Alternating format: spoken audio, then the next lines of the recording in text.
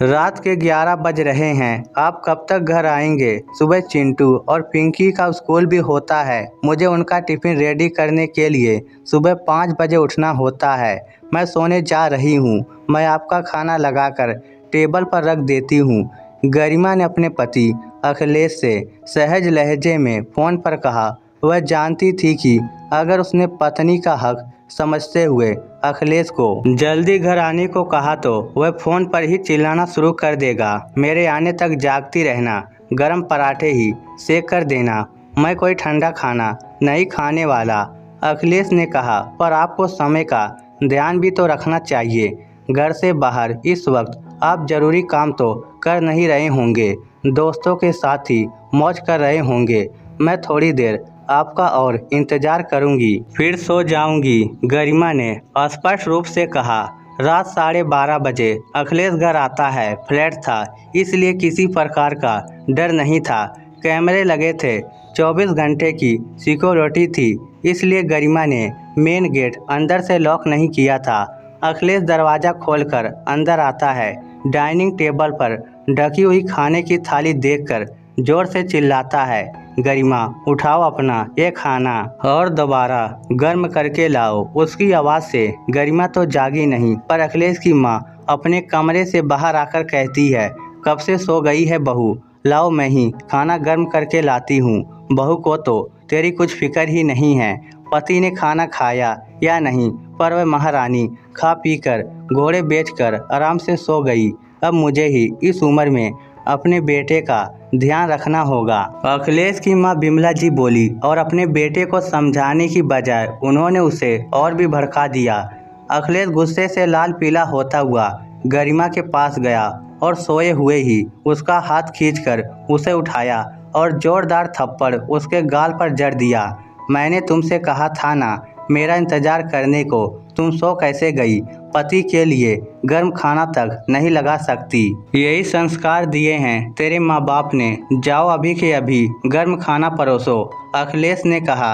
रात 11:30 बजे तक मैं आपका इंतजार कर रही थी, फिर गर्म पराठे सेक कर कैसरोल में रख दिए। मैं बहुत थक चुकी हूँ, आज काम वाली भी नहीं आई थी। बच्चों के एग्ज़ाम चल रहे हैं, उन्हें पढ़ाना भी होता है। अगर इस वक्त आप बाहर से मेहनत करके आए होते तो मैं बेशक आपका इंतज़ार करती, पर आपने तो ऐसे भी दोस्तों के साथ ड्रिंक के साथ स्टार्टर के नाम पर काफ़ी कुछ तो खा लिया होगा, तो पूरा खाना खाकर ही आना चाहिए था ना। बेवजह रात के 12 बजे हंगामा करने का क्या मतलब? रोज़ रोज़ मैं इंतज़ार करके थक चुकी हूँ, मेरी सेहत पर भी असर पड़ने लगा है, गरिमा ने कहा। अखिलेश ने फिर एक थप्पड़ गरिमा के गाल पर जड़ दिया। समझ नहीं आ रहा तुम्हें मैं क्या कह रहा हूँ? दोबारा से खाना गर्म करके परोसो और गर्म पराठे सेकना, नहीं तो तेरे भाई को फ़ोन लगाता हूँ, अखिलेश ने कहा। गरिमा की आंखों से टप टप आंसू बहने लगे। बहू, अब तुम्हारा रोना धोना हो गया हो तो फटाफट से मेरे बेटे के लिए खाना परोसो। बेचारा दिन भर बाहर काम करके थक हार कर घर आता है, तुम्हारा और तुम्हारे बच्चों का पेट पालता है। बदले में तुम्हारी किटकिट से परेशान होकर उसने हाथ उठा भी दिया तो ऐसा क्या हो गया जो आंसू बहा रही हो? सास बिमला जी बोली। इतने में गरिमा की छोटी ननद सोनम भी अपने कमरे से बाहर आ गई। क्या भाभी, ये रोज का तमाशा है, आप लोगों का चैन से सोने भी नहीं मिलता इस घर में, सोनम बोली। जाओ भाभी किचन में, 2 मिनट के अंदर खाना नहीं परोसा तो भैया दोबारा आपकी अच्छी खासी धुलाई कर देंगे। गरिमा आंसू पोंछती डाइनिंग टेबल पर रखी थाली किचन में ले जाती है, पराठे के लिए दोबारा से आटा लगाती है और एक तरफ स्टोव पर सब्जी गर्म करने रखती है। बेटा जल्दी घर आया करना। आते ही बहू को 2 बार थप्पड़ मार दिया। एक ही दिन में सारी कसर पूरी कर लेगा क्या? कहीं बहू ने अपने मायके वालों को खबर कर दी या सब कुछ छोड़ छाड़ कर मायके चली गई तो तेरी बहन की भी शादी होनी बाकी है, बात फैलते देर नहीं लगती, बिमला जी ने कहा।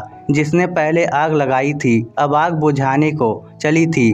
अरे कहीं नहीं जाने वाली, यह बाप तो है नहीं इसका, मायके में सौतेली माँ है और साथ में सौतेला भाई, वह भी अपनी पसंद की बीवी लाकर बैठा है। इसे तो यहीं बितानी होगी पूरी जिंदगी। शादी की शुरुआत से ही तो आपने कह रखा था कि पत्नी को दबा कर रखना, नहीं तो सर पर चढ़ जाएगी।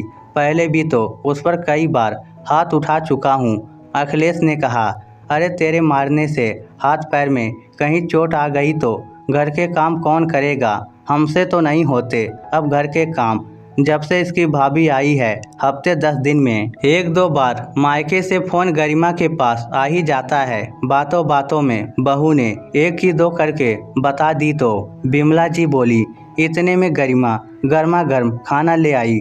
अखिलेश ने एक निवाला खाया ही था कि थाली को उठाकर जमीन पर फेंक दिया।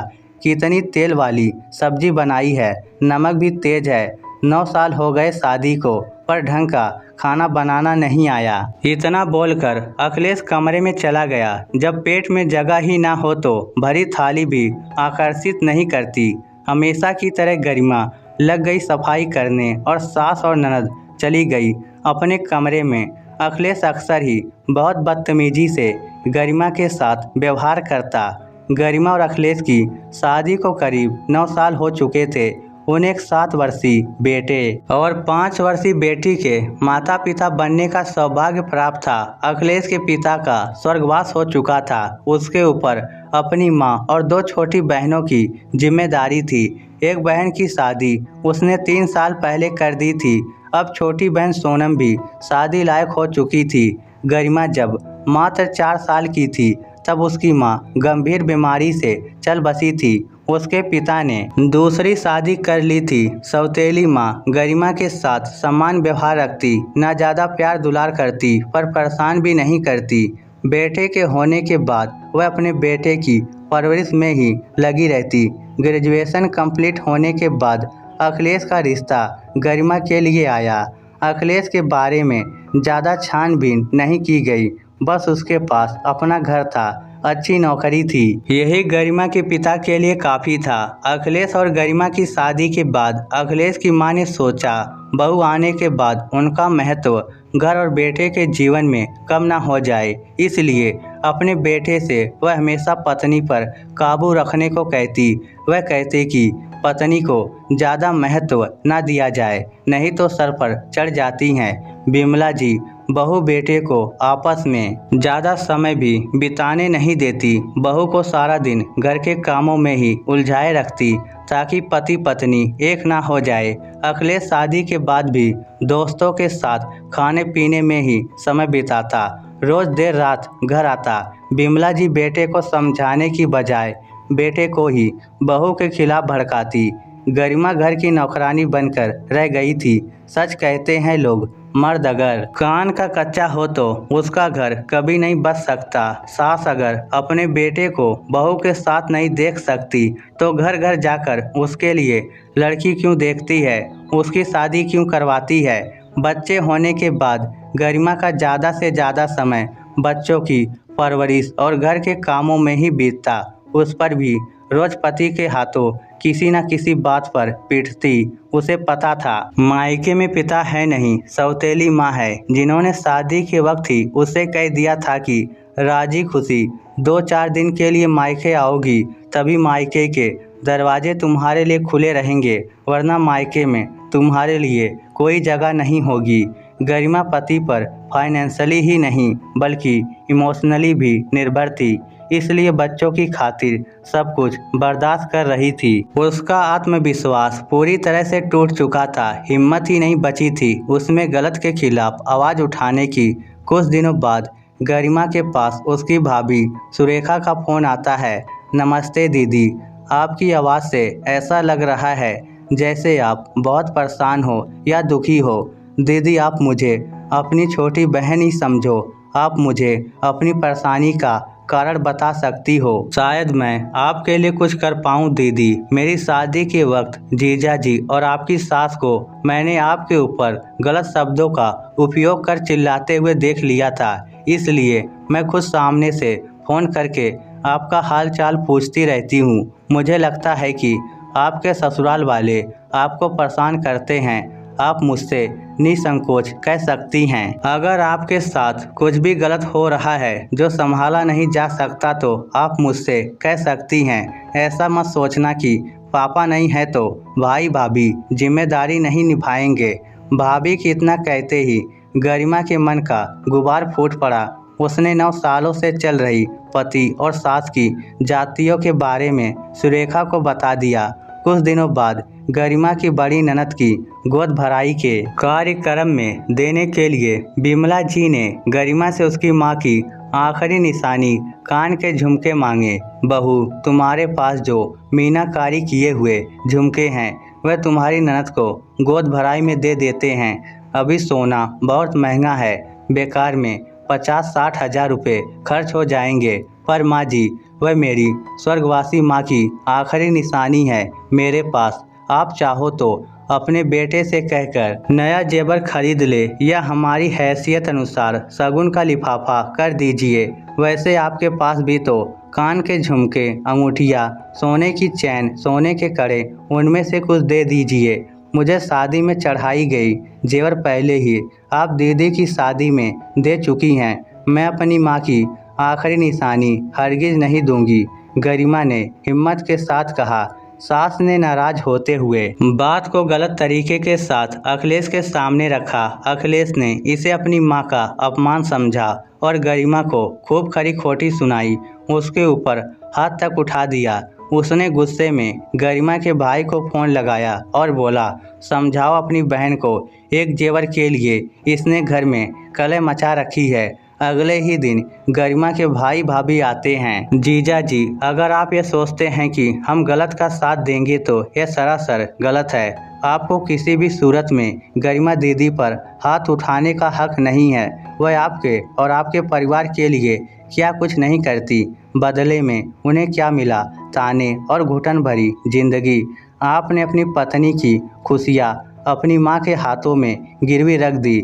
दीदी ने सामने से हमें कुछ नहीं बताया, लेकिन मेरे खूब पूछने पर उन्होंने सब कुछ हमें बता दिया। अगर आज के बाद आपने दीदी पर हाथ उठाया तो हम आप लोगों के खिलाफ घरेलू हिंसा का केस कर देंगे। हम नहीं चाहते कि दीदी का घर टूटे, पर आप लोग अपनी हद भूल जाओगे तो दीदी के लिए हमारे दिल और घर में जगह रहेगी। ये मत सोचिएगा कि दीदी बेसहारा या लावारिस है। उनके भाई भाभी हैं, उनके साथ आपको दीदी को पत्नी का हक और जगह देनी होगी। हर रिश्ते का अपना स्थान होता है, यह आपको समझना होगा। सुरेखा ने अखिलेश से हाथ जोड़ते हुए कहा। भाई भाभी अखिलेश को समझाकर चले गए। इस घटना के बाद अखिलेश और उसकी मां बिमला जी को एहसास हो गया कि गरिमा बेसहारा नहीं है। उसके साथ जैसा चाहे वैसा व्यवहार नहीं कर सकते। अगर बात बढ़ गई तो समाज में उनकी भी बदनामी हो सकती है। बेटी की शादी पर भी खतरा मंडरा सकता है। अखिलेश का बसा बसाया घर टूट सकता है। उसके बाद अखिलेश अपने आप पर काबू रखना सीख गया। पत्नी पर हाथ उठाने से बचने लगा।